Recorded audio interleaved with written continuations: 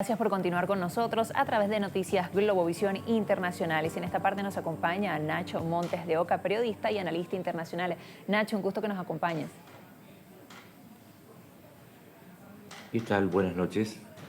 ¿Qué tal, Nacho? Bueno, hemos visto lo que ha sucedido este martes con respecto a que China ya es oficial, anunció aranceles de vuelta en, digamos, represalia de un 15 y un 10% contra exportaciones de Estados Unidos, y esto además lo ha hecho minutos después de que entrara en vigor esta medida de Estados Unidos a los productos chinos.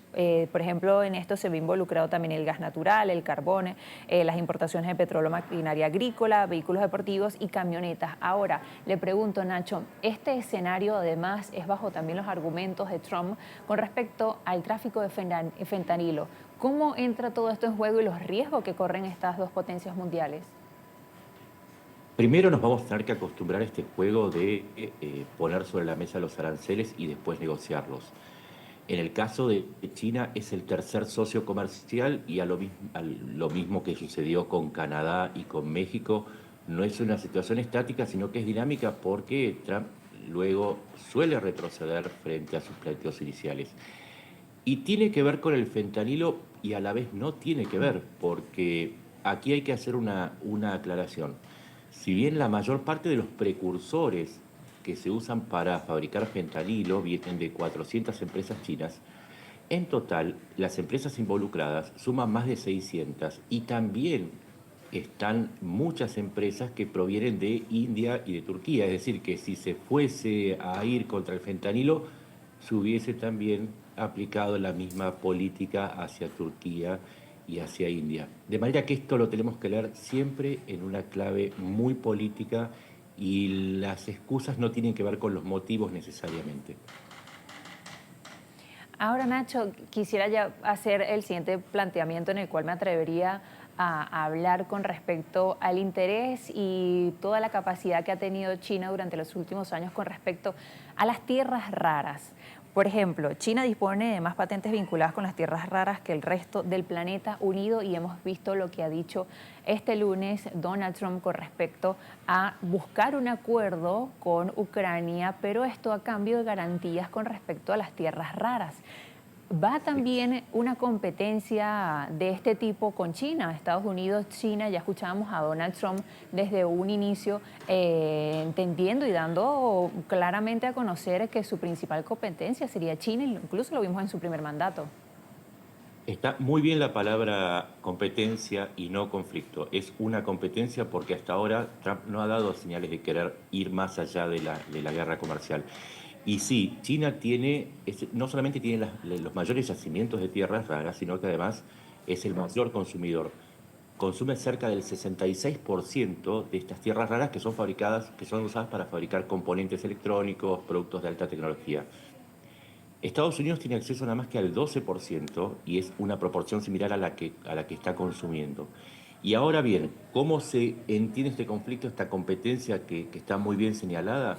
Porque los otros yacimientos que están disponibles están o en Brasil, o en Noruega, que acaba de descubrir un enorme yacimiento, o en Groenlandia, que ya sabemos que Trump ha mostrado su interés por Groenlandia, pero el mayor yacimiento de tierras raras, de estos 17 elementos que son bastante difíciles de encontrar, por eso se llaman tierras raras y son tan valiosos, el mayor yacimiento en Europa está en Ucrania. Entonces lo que está haciendo Trump es cambiar toda la dinámica. Ya no le va a dar armamentos a Ucrania para defenderse de Putin porque es lo correcto, porque hay que frenarlo, sino que ahora pide una garantía, una contraprestación, y entonces pasaría a ser una especie de servicio pago, por llamarlo de alguna manera, y ya no por principios.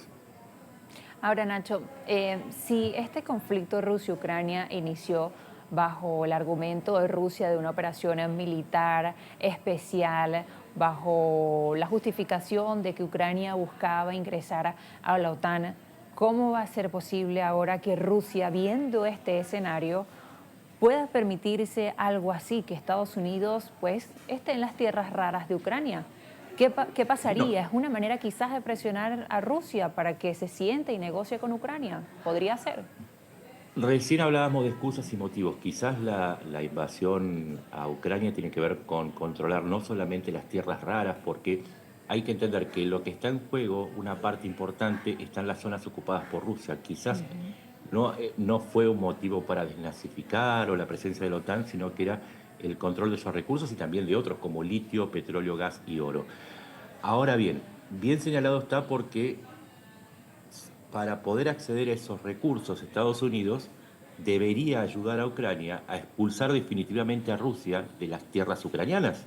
Entonces, esta oferta de Trump viene con una pregunta detrás. ¿Le está ofreciendo Ucrania las tierras raras y las está aceptando Trump porque detrás hay un plan para terminar de liberar a Ucrania? Esa es una buena pregunta que la sabremos más adelante y falta un detalle más. No es que Trump le ofrece a Ucrania. Ucrania fue la que le ofreció a través del plan de la victoria de Zelensky en la gira que hizo en el mes de diciembre, le ofreció a todos los países occidentales condiciones preferenciales para explotar sus recursos que incluyen a las tierras raras, pero también incluye al resto de los países que están ayudándole. Así que ahí tendríamos otro conflicto que es, ¿Estados Unidos se quedará con estos recursos o tendrá que compartirlo con los europeos? Pero Nacho, ¿no estaría negociando la soberanía ucraniana, viéndolo quizás desde ese punto de vista? No, ¿Ok? porque lo que está diciendo, lo que dice el plan de la victoria es condiciones preferenciales de explotación. Entonces, solamente podrían explotarlas bajo concesiones y no bajo cesiones territoriales. Lo que sí sería una cesión territorial que finalmente Trump diga, y es muy difícil que lo diga realmente, voy a hacer un acuerdo con los rusos para explotar esas tierras raras que están en las tierras ocupadas, porque son ellos las que lo invadieron. Ahí sí habría una cesión territorial, pero de momento lo que tenemos es que Estados Unidos quiere un acuerdo con Ucrania para la explotación. No tenemos noticias de que quiera algo similar con Rusia. Además, Nacho, ya también revisando otras informaciones de última hora, se espera esta visita de Netanyahu en la Casa Blanca, que se encuentre con Trump. Esto también es muy significativo porque es el primer mandatario líder que recibe Trump desde el inicio de este segundo mandato, por supuesto, y además Ujú, en medio de lo que es la negociación de una nueva fase. Y además a Trump se le destaca mucho el tema de los acuerdos de Abraham. ujú. Lo Que, enlazamos con la noticia anterior. Israel va a recibir ahora una cantidad ujú. inmensa de bombas MK-82 y MK-84, son bombas bastante pesadas, a cambio de nada. Es decir, a Israel no se le pide una contraprestación. ¿Pero por qué es esto? Porque Estados Unidos está interesado en seguir sosteniendo y fortaleciendo el rol de Israel para negociar con las coronas sunitas cuestiones que tienen que ver con el petróleo y tienen que ver con las inversiones. Aún así, Trump va a enfrentar una situación bastante problemática porque Israel en este momento está planteando una salida de los gazatíes, de los pobladores de Gaza, hacia otros países. Nadie los quiere aceptar por ahora, pero también está planteando la anexión de Cisjordania. Los pactos de Abraham que has nombrado están condicionados de parte de las coronas petroleras a que exista un Estado palestino. Y acá tenemos un choque muy importante. Si Israel quiere anexarse esas tierras y hacer, si se quiere, una especie de mudanza étnica, esto choca con los deseos de los países sunitas y con la necesidad de Trump de llegar a un acuerdo con ellos. Es un problema que tiene que enfrentar y que en la visita con Netanyahu y una prometida visita a Arabia Saudita va a tener que empezar a resolver. ¿Qué escenarios también, Nacho, se ven ahora con respecto a Israel frente a Siria, con este cambio que se ha vivido recientemente, pero también con Líbano?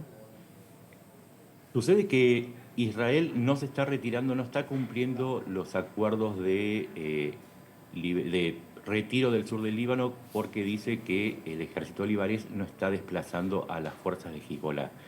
Y por otro lado, se está complicando mucho la relación con el nuevo gobierno sirio, el gobierno de Al-Jarrah, del HTS, porque Israel hizo un nuevo avance sobre el territorio sirio en la zona de los Altos del Golán y ahora está construyendo instalaciones militares, lo cual indicaría que se va a instalar en zonas mayores.